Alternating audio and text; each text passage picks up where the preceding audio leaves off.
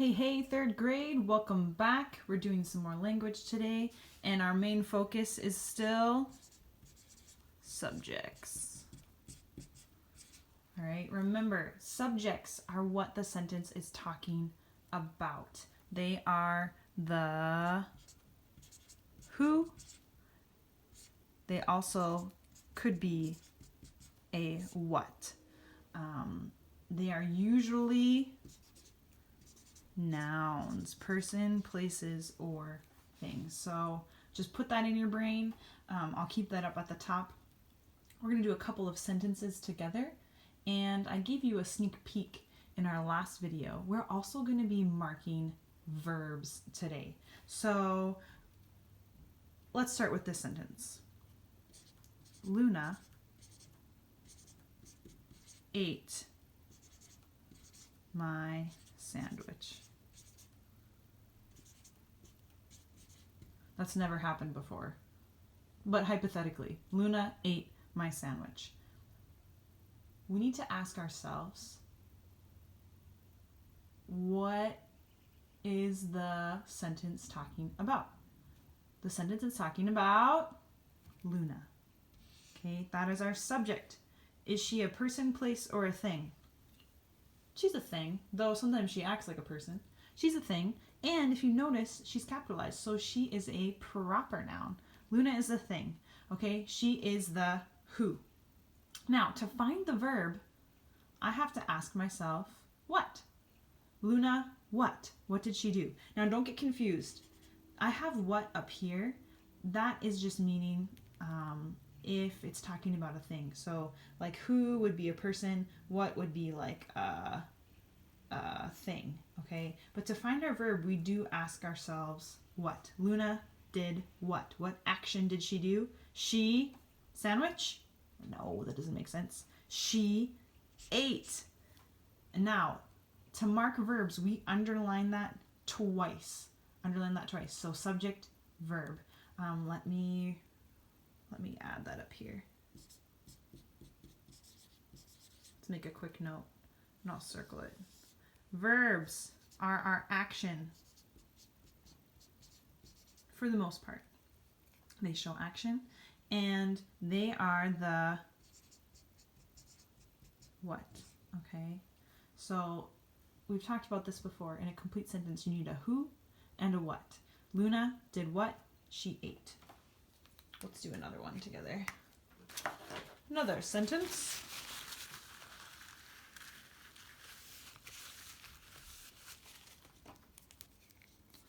Back to uncapping my marker.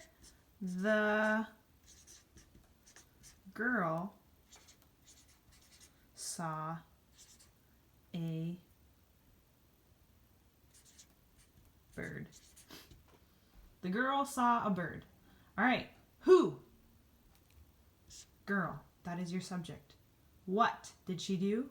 She saw. Girl saw. Subject, verb. That is my action today. So we're going to be marking those on our language paper today. That was just like a quick language warm-up. I'm going to slide this forward.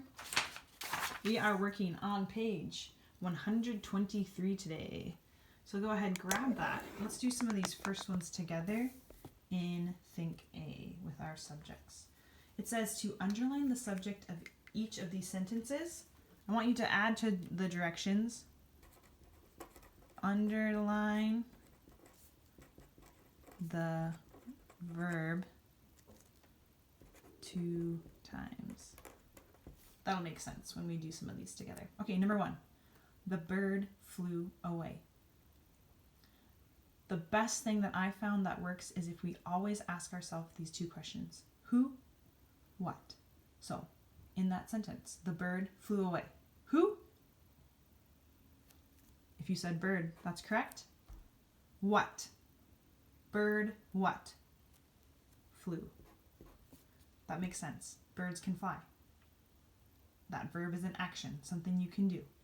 For the most part, verbs are action. We'll talk a little bit more about that in videos to come. If I said bird away, does that make sense? It doesn't make sense. Okay, number 2.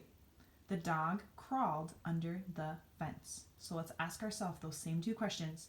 every time you read a sentence, I want your brain to ask yourself these two questions. Who? What? The dog crawled under the fence. Who? Dog. What? Crawled. Dog crawled. Who? The dog. What did the dog do? It crawled. If you were thinking fence, dog, fence, does that make sense? No, you can't fence. Unless it's like fencing, like sword fighting. I guess that's a little bit different, Miss J. But, and this sentence, fence is meaning like a wooden structure around a yard. All right, number 3. Jane slept quietly. Asking ourselves those two questions. Who? What? Go ahead, mark it. Underline your subject once. Underline your verb 2 times. 5, 4, 3, 2, 1. Who? Jane. What? Slept. I can sleep. So sleep is an action. Jane slept. Okay, same with number 4. Mark your who as your subject once. Mark your verb twice. 5, 4, 3, 2, 1. Who? Chocolate. What? Tastes. Now, chocolate is not a person. Maybe it's talking about a dog, but that wouldn't make sense. Chocolate tastes good. Yikes. Chocolate, in this case, remember I talked about on this board how sometimes we can get confused with who and what as our subjects. Chocolate is talking about a thing, so it's technically a what. Okay, and the sentence is saying that it tastes. That's the action. So, chocolate tastes. Okay, one more. The bees made honey. Go ahead. Ask yourself, who and what? 5, 4, 3, 2, 1. Who? Bees. What? They made. Now you'll notice there's kind of a pattern. Subject, verb, subject, verb, subject, verb, subject, verb, subject, verb.